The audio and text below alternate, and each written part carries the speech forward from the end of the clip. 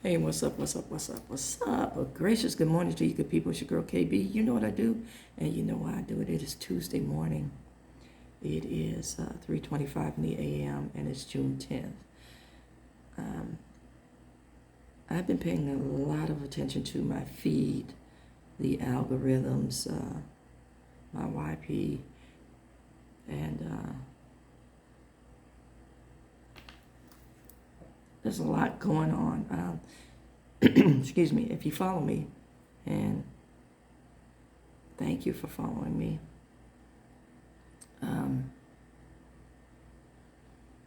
You'll notice that I've been posting a lot from a woman by the name of Ashley on TikTok, who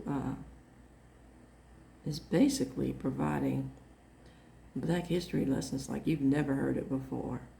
And shame on me for even mentioning Black history, because according to the majority of folks, we don't have any. Or, as my dad used to say, when I want your opinion, I'll give it to you. That's how America sees us. And that's why They Not Like Us became a major anthem.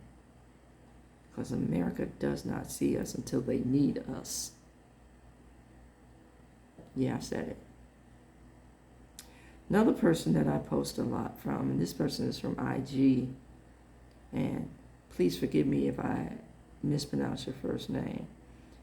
I read it as Ty, Tiye, and the last name is Chambers. Now, Ty talks a lot about emotional maturity and mental health. And those things are entwined and enmeshed, but people fail to see that as well. So that being said, I'm seeing a lot of posts about pride, a lot of posts about relationships, a lot of posts about people of color. Again, how dare I talk about inclusion, right? I want you to pay attention to the messages that we're giving these days. Inclusion. What does that mean? And I'm finding more and more. Now, this does not apply to all, so I don't want you to say I'm making blanket statements, because I'm not. But I'm saying from my experience, for the most part, this is a truth that will not go away. And I interact with people from all different walks of life. Okay?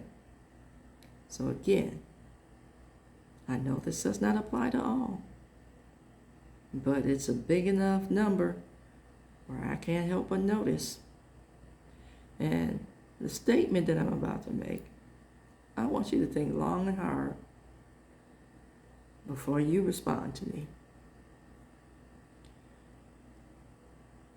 Most people are comfortable and content to ignore the struggles of people of color, because the way they have been indoctrinated to think is that this is our plot in life and it's okay for us. I want you to think about that.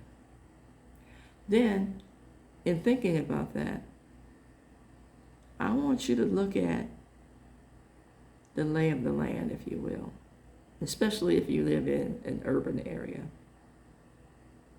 Rural areas are, I want to say, communities that are pretty much self-contained and developed by generational histories. That's like farm country, Farmers tend to work with farmers and stay with farmers. People who grew up on a farm and then go to the city to go to college, more often than not, take on professions that keep them in that kind of setting, like farmers learn agriculture or engineering or things of this nature that are going to keep them in the environment that they're comfortable with. Okay, so that mindset is pretty much self-contained. Urban areas are also the same in that they perpetuate systems of oppression. Urban areas. See, when we use the word ghetto, we're talking about something that we have relegated to specifically mean black people. And we have relegated that word to mean déclassé when we use the word ghetto. See, we've forgotten that ghetto is a term that was developed to talk about segregation and isolation in specific communities. New York, before they started using the word borough, had a very large immigrant population that were relegated to specific ghettos. See, ghetto is a word for segregation. And now the way we use it means something completely different.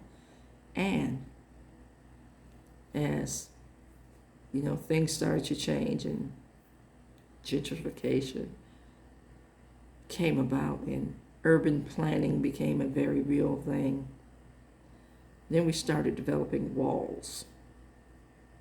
You know, the infrastructure, freeway walls. Oh, we need sound walls. You know, the freeway is very loud. No, the sound walls were used to landlock people. And sound walls are used heavily in urban areas to landlock those other folks. Now, when I was a kid, I remember my mom having to take someone to court in order to move into this little death trap of a house. And the reason was it was an all-white neighborhood. See, I grew up fighting, and I always had to fight because, you know, my mom and the maternal side of the family would not accept segregation. There's nothing too good for this family. I'm not going to settle because you think I should. And I love my mom's side of the family for that mindset. So we were always the black first. You know, and again, all my life I had to fight, and I'm going to continue to do so. It may not be the way that some folks, you know, want me to, and that's my point. I've noticed on my algorithm that certain people have disappeared because I dare speak my mind about derision and division. You know, I dare voice my concerns about being black in this country. I dare challenge their mindsets on how I am to be black in this country. See, if you pay attention to what's being said, I mean, really hear with an ear of discernment, most people, good number of people, think it's your lot in life as a person of color to struggle. Because again, America has told you that's all you're good for. And my case in point, I'm going to use this as an example, and I know some of you are going to say, oh, you're stretching it. I'm going to use sports, an arena where a lot of people, a very demographic, watches. I want you to hear the different types of words that are being used for Caitlin Clark and Angel Reese. Now, I don't even watch the WNBA. I have not since its early conception, where you had like Cynthia Cooper, Cheryl Swoops, Lisa Leslie. I think those, Teresa Weatherspoon, Sue Bird, those iconic players. You know, I think that's the last time I really watched any kind of WNBA. So I don't have a nickel in this dime in discussing this, but there's different wording and different, I want to say, attitudes about these two athletes. It's kind of like Magic Johnson and Larry Bird conversation. And we all know where that went. Then, now, people are threatened on the same level of when Venus and Serena were first introduced. Coco Gauff is showing that she's a powerful player.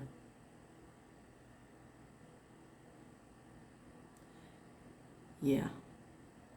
Look at the language that's being used in discussing her victory.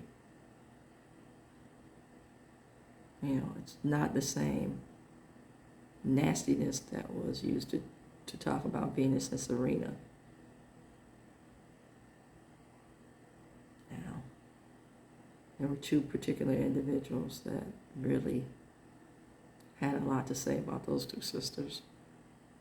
And they were considered America's darlings. And that was Chris Evert and Tracy Austin. Two names that had a lot to say. Then we had Tiger Woods. Now, me personally,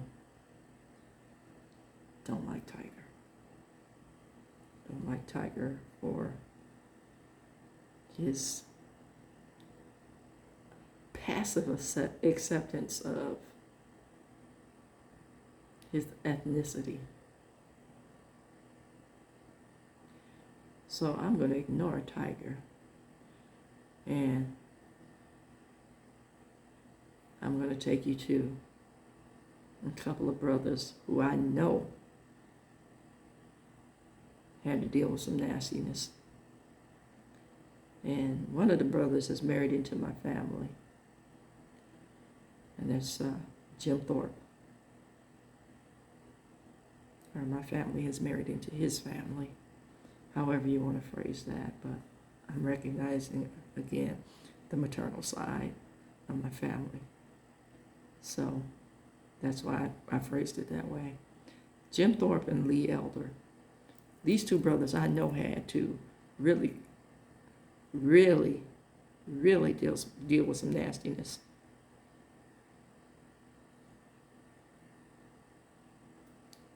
So again, I need to say, and I need to shake some foundations for folks. We need to look at the unspoken, but the generally accepted thought on how we look at black folks, bottom line. And if you come at me with I don't see color, I'm not going to see your comments.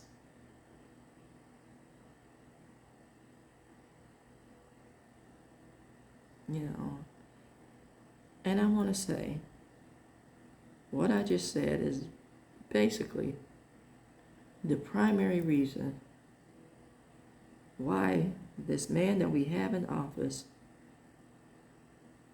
is stripping or dumbing down and watering down and just overall stupidity, stripping true history from education. Because they don't want to, they, the powers that be, the people who are making these decisions, they don't want to hear about the brutality and the barbarism that is consistently perpetuated.